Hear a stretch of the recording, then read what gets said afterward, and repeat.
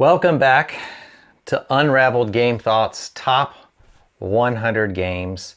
This is the final numbers 1 through 10 video recording.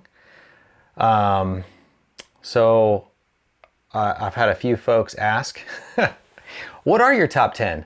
And I told them you had to wait for the video, although I did give one away this past weekend.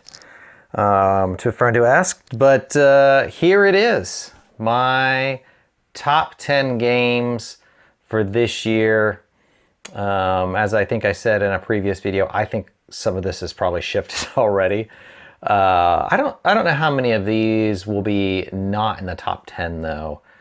Most of these games in the top 10 I feel pretty solid about, as far as them being my favorite top 10 games.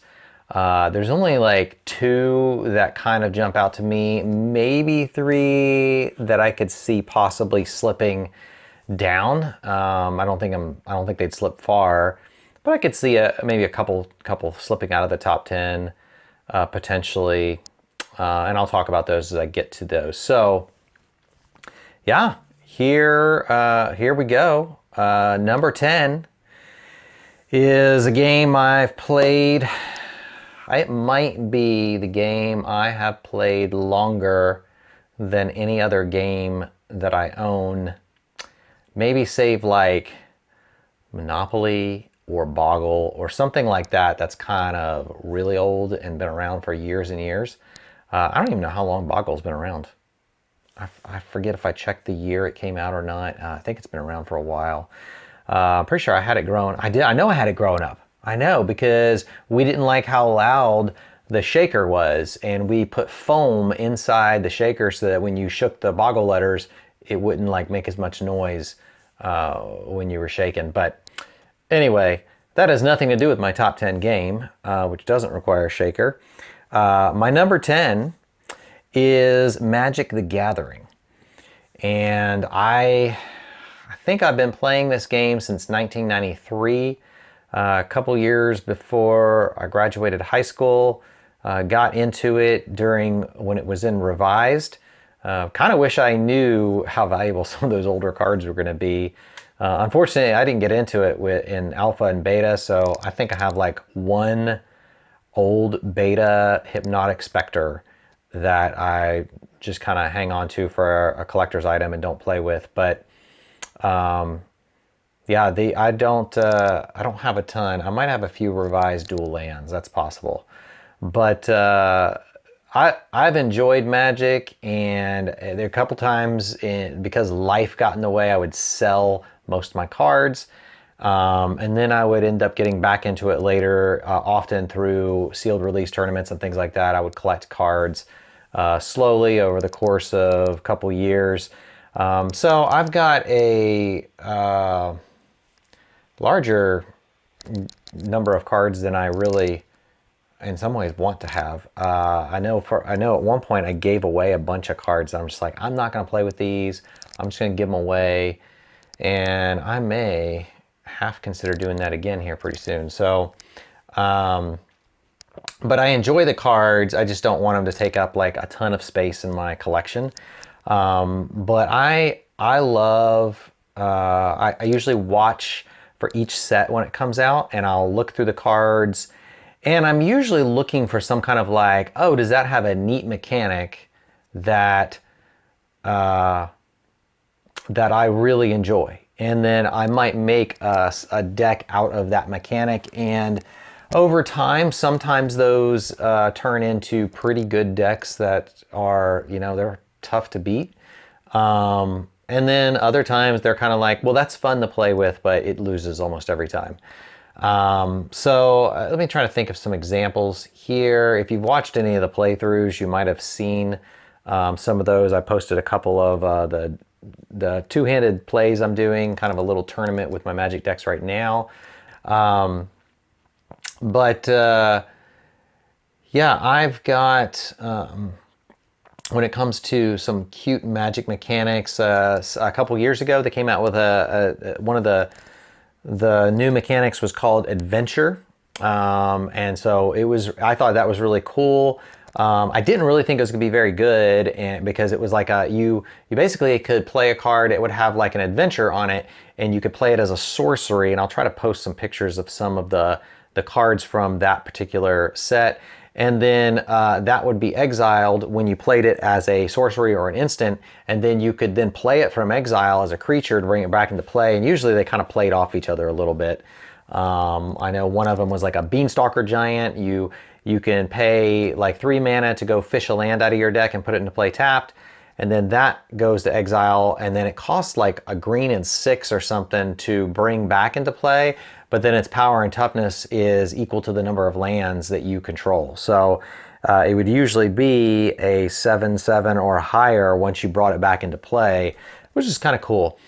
So Magic the Gathering is just the deck building is fun. I love the play. If I ever get together with somebody who plays on a regular basis or enjoys the deck building aspect, I'll enjoy doing it. I don't invest a ton of money into it, so I don't go to tournaments and things like that very often, but it's enjoyable and fairly well balanced with the way they restrict and ban cards and the card creation these days. You don't seem to get a lot of cards that are kind of like way off the rails unbalanced that are gonna, blow the game up like the old Black Lotus or Moxes or things like that. So, but yeah, that is my number 10. That was designed by Richard Garfield, and then David Leasy and Wizard of Barge. I'm guessing that's a company. Maybe it's not. Maybe it's what Wizards of the Coast became. But those are the designers, and then there are, there are too many artists to name. All right, number 9 is a game I was very intrigued on when I first saw it, just because the theme seemed pretty cool. Ended up winning a copy of this in a board game Atlas drawing, so I was pretty excited because at the time that I won this game, I wasn't really sure if this was a game I really wanted to go out and buy. I watched a playthrough, I think it was on Heavy Cardboard, and I was like, that's neat, but I just can't tell how much I'm really going to enjoy this. But I was intrigued by the theming. And that is Obsession. And it, just over time, I knew I liked it right out of the gate. Becky liked it right out of the gate. And so it really was pretty well loved by the two of us. My kids aren't really into this one in particular. And then I added later the Wessex expansion and the Upstairs Downstairs expansion. And even though those add a lot of, you might call it fiddliness to the game, I love the immersion into the theme with all of these different elements.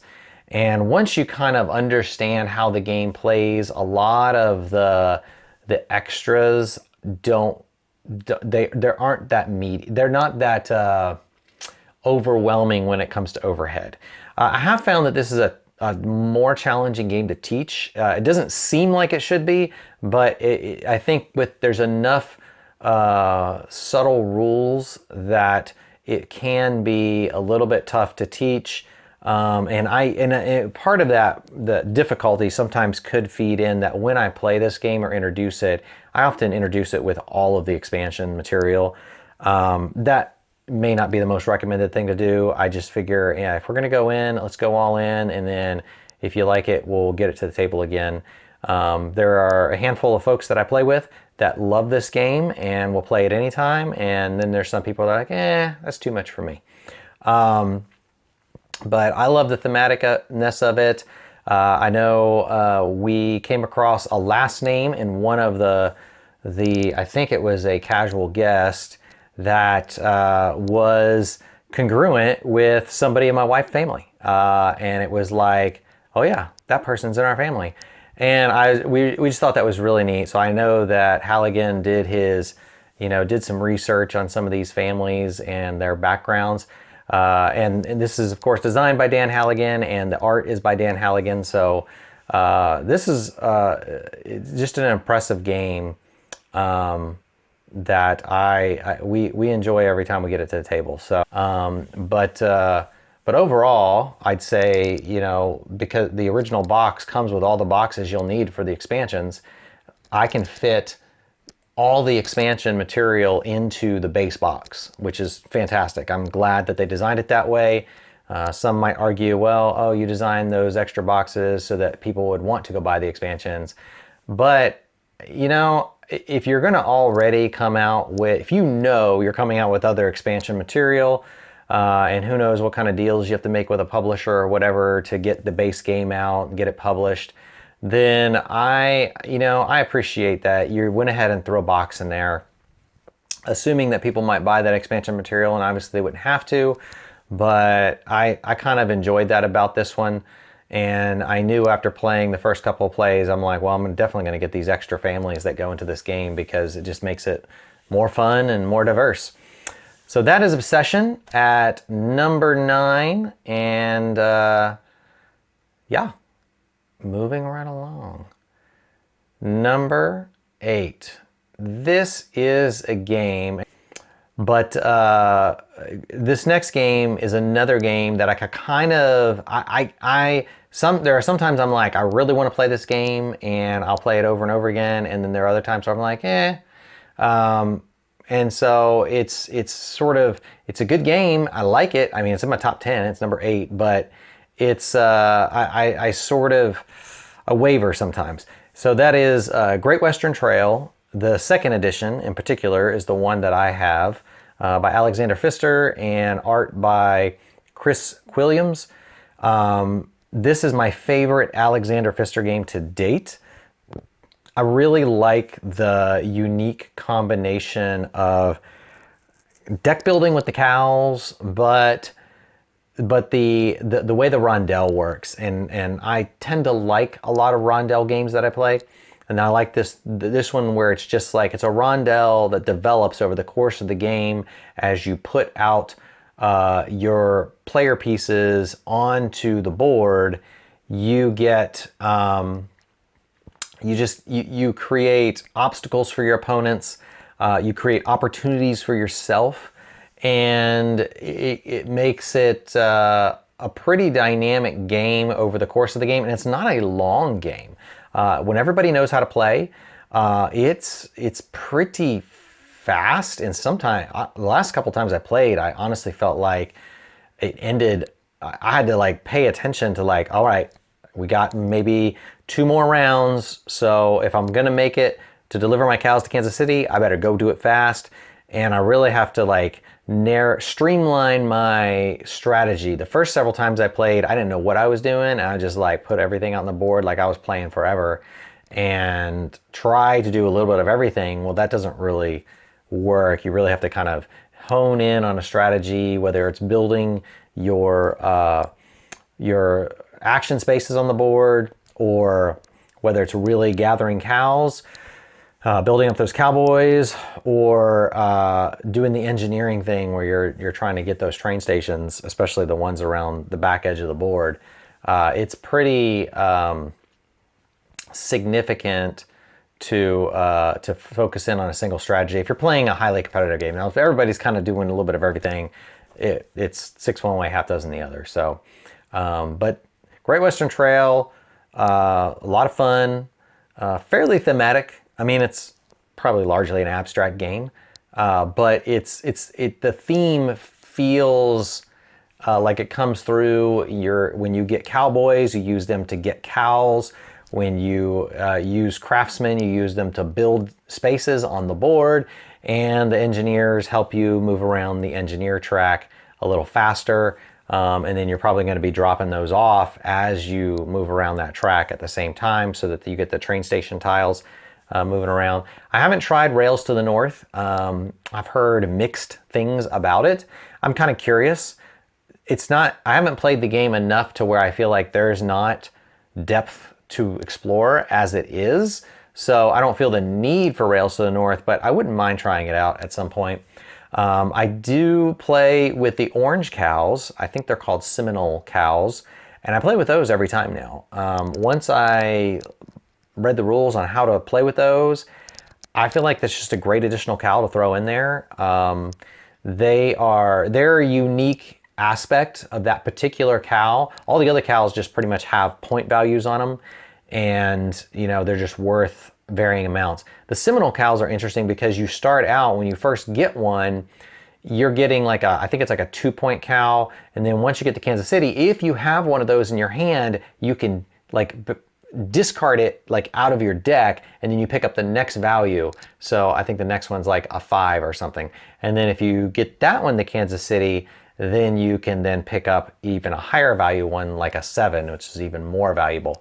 I sort of think, a few times I've played it now, when I think about it, I'm like, I think it's designed to where like you really want to get several of those cows to get as many of them as you can in your hand when you get to Kansas City, and then up their value. Because I've noticed that I don't think I've ever gotten the highest value cow of the Seminole cows, because you can only get one in your hand so often that you know, for you to get to Kansas City twice with one of those cows in your hand each time is kind of tough unless you get a lot of those cows. So, and a lot of times you want diversity of cows more often than not. So that is a Great Western Trail. All right, number 7. Here again is another game that I could see slipping off of my top 10. I don't necessarily see it leaving my top 20, because it's just a lot of fun, I think, to get to the table and play. And especially with a group. When I first got this game, it was kind of, I wanted a game that I could get like 4, you know, to 6 players to the table to play. And this one plays up to 7, but 7 is pretty crowded. Now, I would still pull it out for a 7-player evening. I wouldn't mind that. But man, it is crowded with 7, and it takes a while. So it tends to be a little longer. So if we have 4 hours, 5 hours, it's probably worth it. If we're trying to get in more than one game in an evening, I'm probably less likely to pull this out. It does have a huge setup time. And that is Scythe, the 2016 release by Jamie Stegmaier with art by Jakub Ryszalski. This is really, honestly, in my opinion, some of the best art in the board game industry. I think it's absolutely fantastic. I would love to see this guy do art for some other games. I think it's great. He's one of those that whenever someone poses the question, who are your favorite artists? This is a guy, this is one of my favorite artists. It's just fantastic. That Scythe art is super compelling. But I love all the factions. I love how they're each a little different in what they do. I can't really call it asymmetric, because really everybody's got the same powers. It's just kind of slightly weighted one way or the other. So it's not really asymmetric. It's just each faction, it's got a nuanced power or a selection of opportunities that they can exploit during the game. I thought this game was more area control and like Risk when I first saw it, so I actually passed on it. Probably could have gotten a cheaper copy had I jumped on it soon enough. But once I started really watching a playthrough and taking a look at it and realized, oh, this is more of a resource gathering, little bit of a background story, there's some area control for sure, but it, like the Cold War, what I find compelling about this game is a couple of things actually. One is those story cards. What are they called? Because you get the little fire pit. You get the little fire. Well, they're tokens initially, but I got the little fire tokens that they stand up on the boards. They jump out to you. Encounter. I think they're called encounters. So you get encounter cards, and they're so neat. And I've thinned my deck out a little bit, so I got the expansion that adds like 50 encounters or so, and then went back through all the originals and the 50 and tried to kind of, there were a few encounters that I found when we played several times that you would draw and you'd be like, oh, that's disappointing, I don't really like these choices. And they were just kind of too dry and not diverse enough. And so a lot of the encounters that I include in our gameplays are the more engaging, more dynamic encounters that you don't know exactly what you're going to get, but it gives you some of the more fun options to play. And a lot in the expansion, they have a lot of those encounters break the typical formula for these encounters. So if you have the base game and those encounters tend to follow sort of a formula of, you know, you're going to give up, either you're going to get something that's get a few resources that's not going to cost you anything, or you give up a little something to get a slightly more bonus, or you give up some popularity to get something else. And most of those base game encounters follow that similar formula. And I don't know that they're all created equal. If you happen to draw one that's kind of like, you know, then you could end up in just kind of a tough, like, oh, bummer, I went after this encounter on the board and I just didn't get much for it. So I have tried to whittle those out to where now it's, you know, if you draw one, you're most likely to get one that's going to be pretty helpful to you in some way. You're going to at least have two tough options to choose from, if not all three. So, but Scythe is a lot of fun. It always brings a good story to the table, I think. There's all kinds of enjoyable interactions. There's a little bit of, it can be multiplayer solitaire, but there's enough interpersonal interaction that it rarely ends up being that for the whole board. There's usually always one person that's kind of doing their own thing in their corner. And sometimes that person will end up winning. They just kind of come up with a good system in their corner and they end up coming out with more money in the end.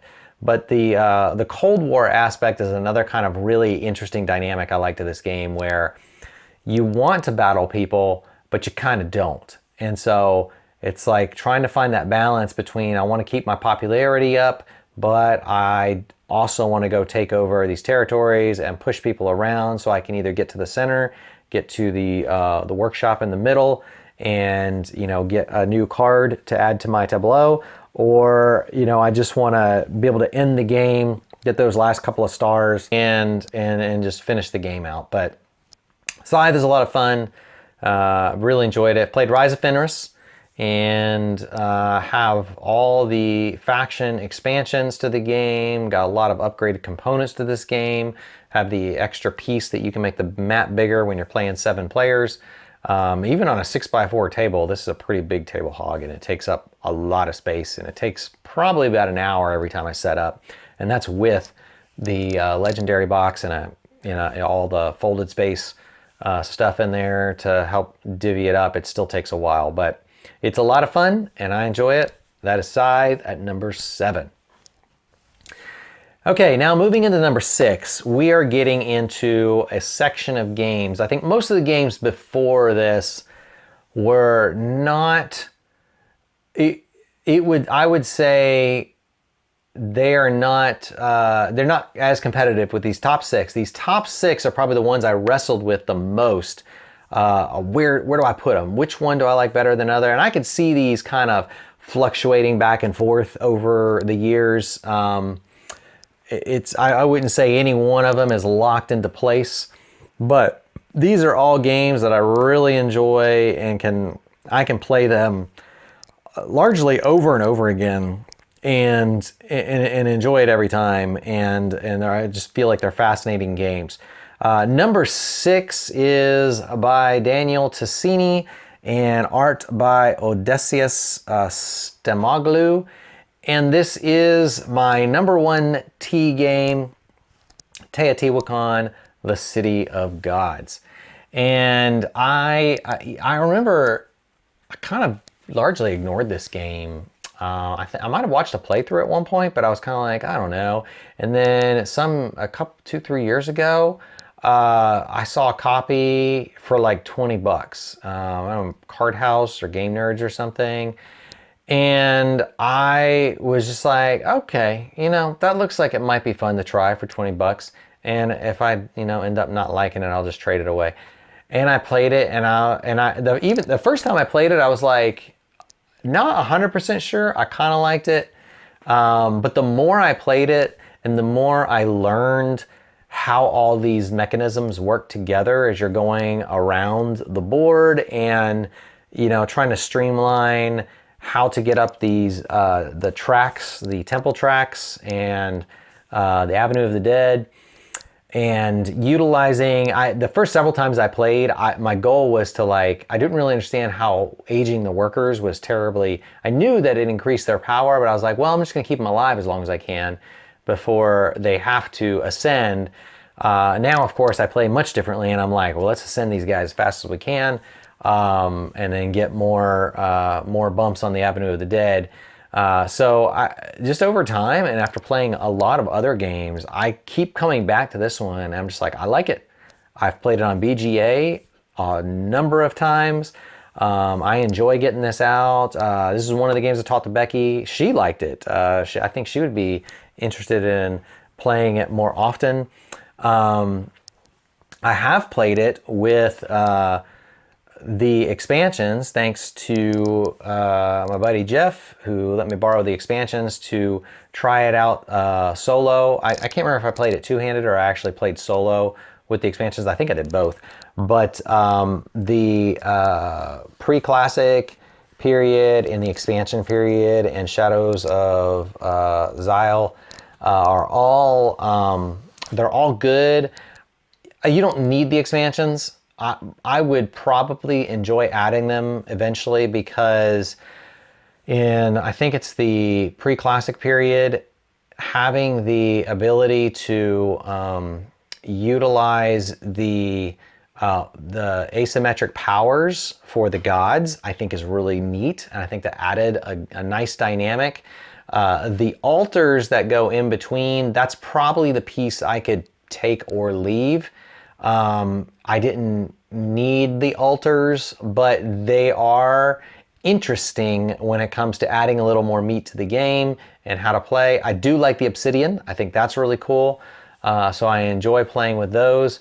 If there was one module I'd leave out of all the modules, it'd probably be the altar one. Everything else I feel like I liked pretty well and thought fit in well with the base game. But again, I can play this all day just at the base game. I love it. It's a lot of fun. Very well designed game in my opinion. So that is Teotihuacan, the City of Gods. I should probably also mention, I just saw they're going to release a souped up version of it, I think next year. So while intriguing, highly unlikely I'll buy that. I would say if they offer some kind of a upgrade pack, maybe. But that's a huge maybe, because I already have upgraded coffee beans, upgraded components, gold, stone, wood, all that's upgraded in my game. I got a 3D printout in the box so that it stores a lot better and sets up a lot faster. So I have a lot of the things that are, the game is pretty much upgraded to me as it is. So it'd have to be pretty compelling for me to consider upgrading further. I don't know what they would offer. Maybe really nice art. That might be intriguing, but I don't know if it's enough that I'd want to spend much money on it. If I can get an upgrade pack for like 30 bucks, I'd probably consider it, but I just like the game as it is. I actually, as far as Tassini's games go, or any of the T games, I feel like the art and setup for this one is maybe even a tick better than some of the other games, especially when you factor in you build the tower, the temple in the center. I think the temple looks kind of cool when you're building it on the board. So anyway, that's my 2 cents on expansion, or the upgraded Teotihuacan coming out next year. All right, number 5. I debated. This was a hard one. And, you know, I say this one probably won't leave, but there is a factor that could cause this to slip down the list a little bit. So it's not impossible. But this is a 2017 Isaac Childress game. It is Gloomhaven. Art by Alexander Ilichev, Josh McDowell, and Alvaro Nebat. I think before I ever played Gloomhaven, I think I played Sword and Sorcery, and I played Dungeons and Dragons, so I have some in that fantasy world experience. When I first saw Gloomhaven, and I even watched a couple playthroughs, and I was like, that's not for me. I don't think I would like this game very much. I watched kind of the card selection system, and I was like, I don't know. And then probably 3 years ago, my buddy Colin, he bought a copy, and he's like, hey, if I get Gloomhaven, would you want to play? And I was like, sure, I'd love to try it out. I knew it was kind of like a dungeon crawl, so I was like, I usually like those. I played Descent. I didn't really like Descent that much. I played Sword and Sorcery, and I enjoyed Sword and Sorcery. But Sword and Sorcery, it got to the point where I just maxed everything out, and like whenever I started a new campaign, I had to actually like go back levels to start that campaign, because I'd maxed everything out less than halfway, or maybe slightly over halfway through the previous campaign. So, you know, by the end of the campaign, I'm just kind of like grokking all these cards and abilities because I've got the best stuff, because it wasn't that hard to get. And so that was I liked Sword and Sorcery, but it just didn't. I was like, it's okay. It was too easy in some ways. You get to the boss fight, it was a little tougher, but in general, it's too easy, or a combination of not too much luck and not enough. I don't know. I'm not describing it well, but I played Gloomhaven, and almost as soon as I started playing, and I started seeing how I don't know that it was. I think the thing for me was I didn't realize when I watched the playthrough how each character would have a vastly different card system. Not necessarily a system, it's the same system, but like how unique each character was in the game. And the more I played Gloomhaven, the more characters we unlocked, and the more scenarios we unlocked. And then seeing like how they just did lots of creative things with the scenarios, so you never quite knew what you were stepping into. You knew you were going to fight some monsters. You knew there were going to be some like puzzly things to maybe figure out in a scenario. But even playing the same character for several scenarios in a row until you retire them, you're getting some, you're leveling up those characters. You get new cards every level with the character. You can kind of, each character sort of has their own like ways you can tweak the cards, so you're teching them out in a certain way. Do I want this to be a melee character, or do I want it to be ranged? Do I want it to be primarily using poison, or do I want it to primarily use cursing? There's just so many dynamics in how that worked.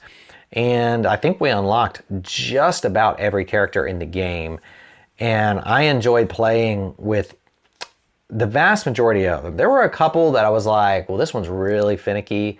And I kind of found them to be a little bit more grindy to play with, I guess is a good way to put it. But there was only like one or two that I felt that way about. The vast majority of them, I just really loved exploring the dynamic they offered in how you can play them and interact with these scenarios and the other monsters and the other players in the game. It was a lot of fun. So Gloomhaven is just an absolutely well-designed game. For a long time, I probably would say it's maybe the best designed game in the industry, because no one had really put anything out there up to that point that was so well thought through. Now, that doesn't mean there are not some things that could be better with Gloomhaven. I know some people kind of are like, the story's really weak. But I mean, having played Descent, having played Sword and Sorcery, their stories weren't better. They were definitely worse. So Gloomhaven had one of the better stories that went along with this nice dungeon crawl and had good, solid, easy to run mechanics. And we did a lot of BGA searching for rule stuff, but the more we played and the more we kind of got those under our belt, the easier it became over time. So I think Gloomhaven's a great game still. I play it a lot on Gloomhaven Online. They just released a solo scenarios. I am working to get my characters kind of leveled, sort of playing through it. I'm not I'm not as in tune with the story as much anymore because I played through it in the base game, and it's not necessarily one I feel the need to go back and play again, although it is fun to play with different player counts, and to introduce different characters. And I do have a 4 to 5 player game with my own copy of Gloomhaven that we want to get back to the table again. It's been like a year and a half since we've sat down and played, maybe 2.5 years. I was like pre-COVID that we played, and so it's been a while. But I really want to get those fellas back to the table again. We had about 6 or 7 of us that were playing, and somebody would just take over somebody else's character whenever they sat down. And we were playing a 5. We were trying to play 5 players, and so we upped the dungeon level to compensate for adding a 5th player in. But it made for a fun adventure, and I do want to get back to that. So yeah, Gloomhaven, fantastic game. It's not for everybody, but in my book, it is a very, very good game. I really wanted to get my kids playing it, but we tried Jaws of the Lion, and they did not. They bailed pretty quick. My wife hung in there. Becky hung in there for a couple more sessions, but she was like, that's not for them. So yeah, the next 4 games on the list are at least 3 of them are a little bit more family friendly for my family. One of them nobody likes, but we'll get to that. So moving on, number 4 is 2021 release. Probably not going to be terribly surprising if you're familiar with the kind of games I tend to like and play. It is Ark Nova by Matthias Wiggy, with art by Stefan Beeker, Lorik Bilal, Dennis Lohausen, and Christoph Tisch. I remember seeing this at Essence. I wasn't at Essen Spiel, but I remember seeing it listed in Spiel games that were coming out, and I saw the art and I was like, that art looks super cool. It was about building a modern day zoo, so I'm like, that sounds like a pretty cool theme at the very least. And I think Bitoku and that one were kind of like the games that were sort of ramping up, but nobody knew what Ark Nova really was. So my prediction was that I think Ark Nova is going to be the game that ends up taking the cake. I think more people were excited about Bitoku at that time, but I just had a feeling Ark Nova was going to be it. When I went to BGG-Con last year, I watched the Game Brain folks. They were playing Ark Nova in the hotness room, and it felt so much heavier at the time because no one knew exactly what they were doing, but it just looked compelling and fun. And when I finally got a copy, played it for the first time with Becky, and she was like, this is great, this is good fun.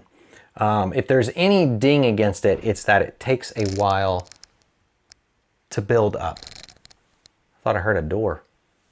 Oh, there's a squirrel on the roof. Sometimes we get squirrels on the roof. So anyway, it takes a while to build up. So I could see this game benefiting from something like a Terraforming Mars Prelude, kind of add-in or something. I don't know that that's the right thing. There's a few things that we house rule, so we always do a draft. I know one of the beefs against the game is sometimes that there's tons of cards, and sometimes it's just getting to cards that you're trying to use. It can be tough. I think one of the misnomers is people trying to craft a strategy right out of the gate that they're going to stick with the whole game. And this is one of those games you really have to adapt to what comes out to some degree. That being said, there's a lot of opportunities to mitigate or move through those cards faster in using certain animals to your advantage. So, but I think just understanding that you got to let things come to you a little bit is important. Although you can get into a situation where it is hard. You're trying to do something that doesn't seem like it should be that hard, but like you just can't get what you're looking for.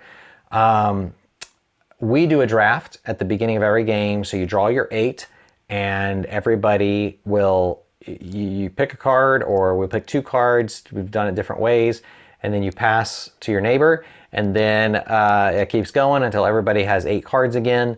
and then we will start the game. You discard 4, and so 4 of those cards are probably going to be not very helpful.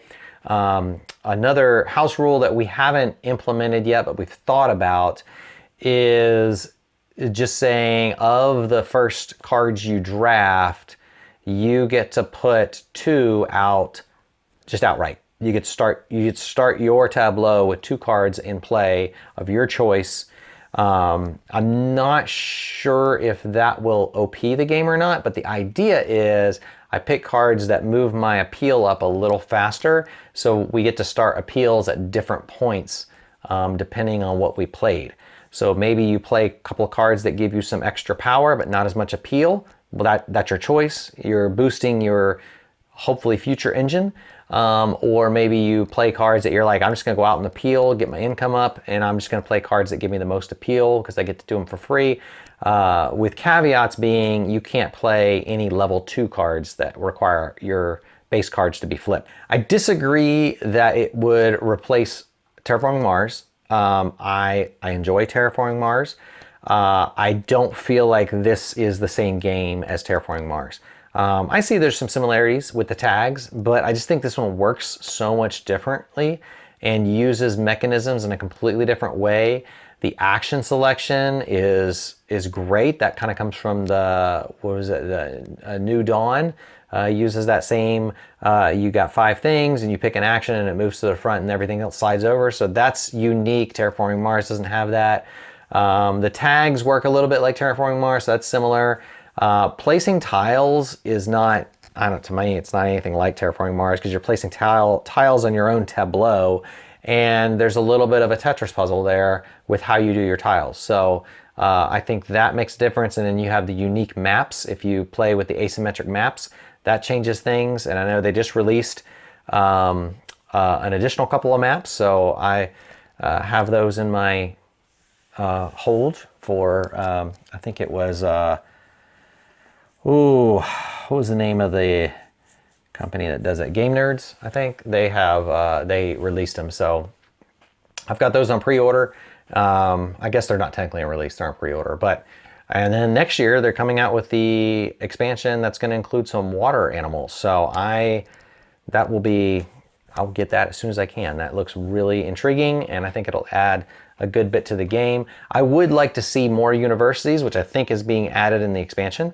I do feel like having just only those 3 universities feels like there should be more there. There's a lot of the other game that feels like has a lot of meat to it, and that's just kind of limited that way. So that will be fun to see that expanded a bit. But Ark Nova, lovely game. I know games tend to take like, because I played with 4 players a couple of times, and it's like 3-4 hours. But it's gone faster. The more people who know what they're doing, the faster it's gone. So I think Becky and I can play a game in about an hour and 15 minutes. And if we start house ruling a couple of things that give us a little faster start, I think that will also decrease the amount of time and increase the ability to enjoy just playing the game without it taking quite as long as it does if you play it from the very beginning. So that is Ark Nova. Number 3 has been, I mean, it's easily one of our family favorite games, and I honestly, a lot of these top 4 here I struggle with. But this one ended up at number 3, could have been number 2, could have been number 4. It ends up in 3, and that's Wingspan by Elizabeth Hargrave, Anna Marie Martinea, and actually she got 4 names here. Anna Maria Martinea Gemarillo, Natalia Rojas, Christoph Tisch, and really the person who's probably most known for the art in here is Beth Sobel. Wingspan is one of those games that as soon as an expansion is released, boom, it is in a cart and I'm getting it. We have European birds, we have the Asian expansion, I'm sorry, European and Oceania, sorry, not Asian. We will have the Asian expansion, but for now we have European birds and Oceania.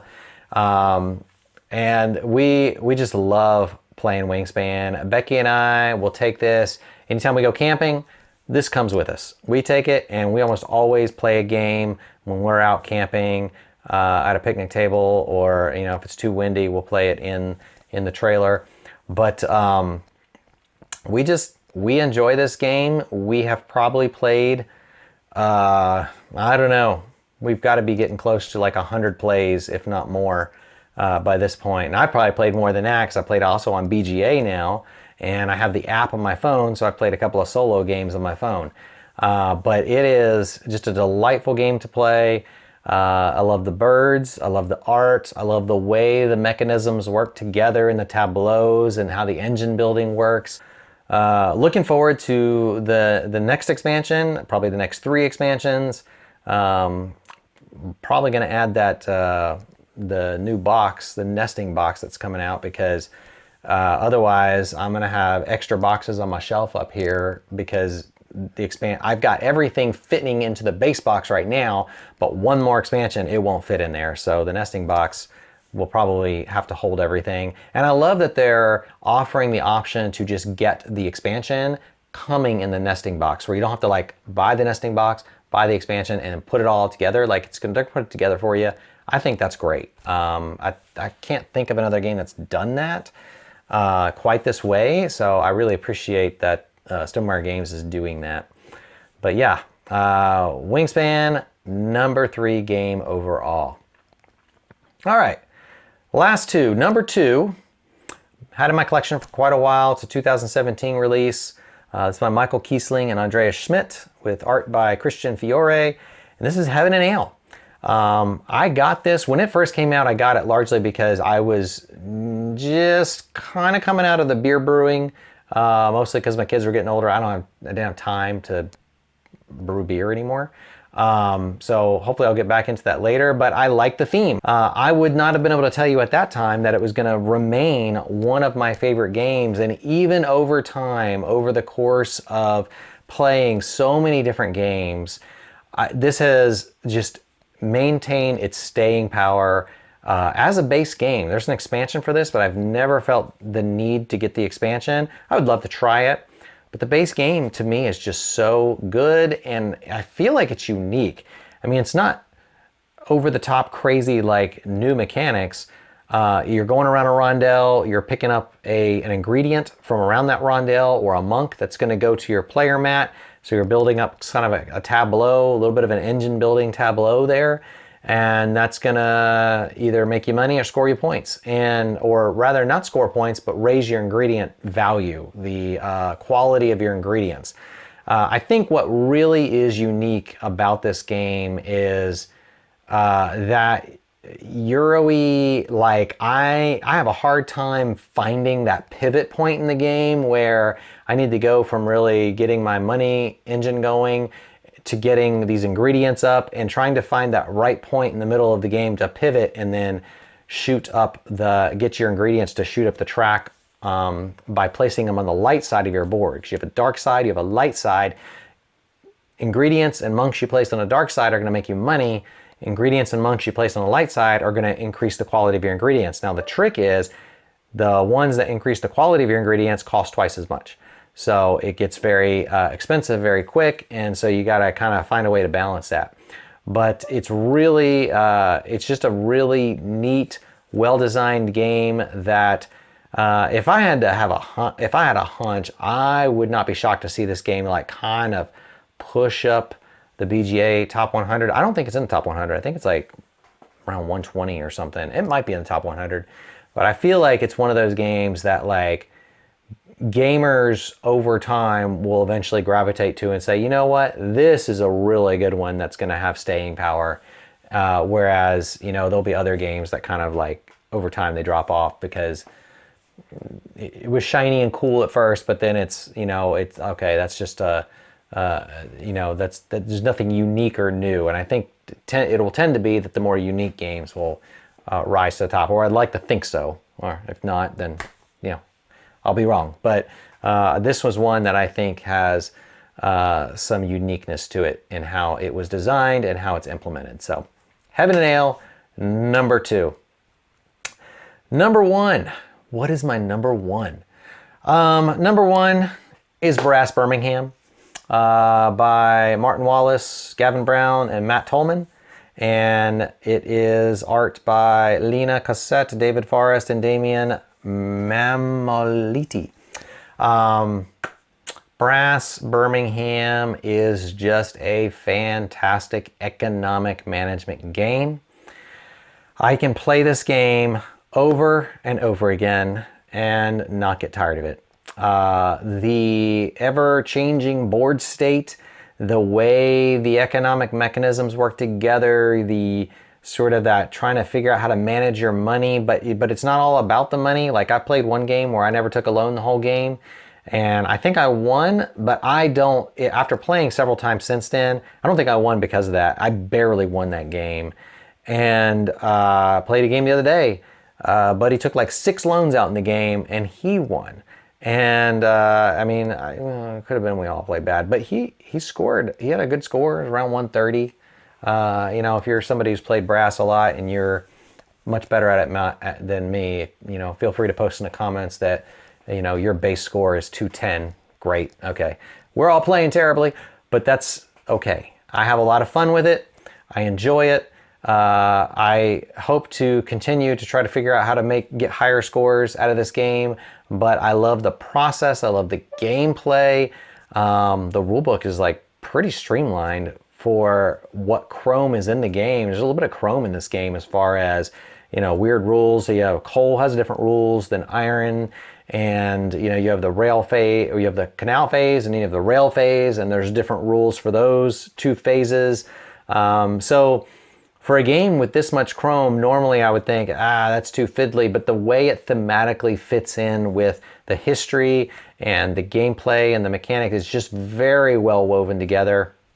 So this is a fantastic game.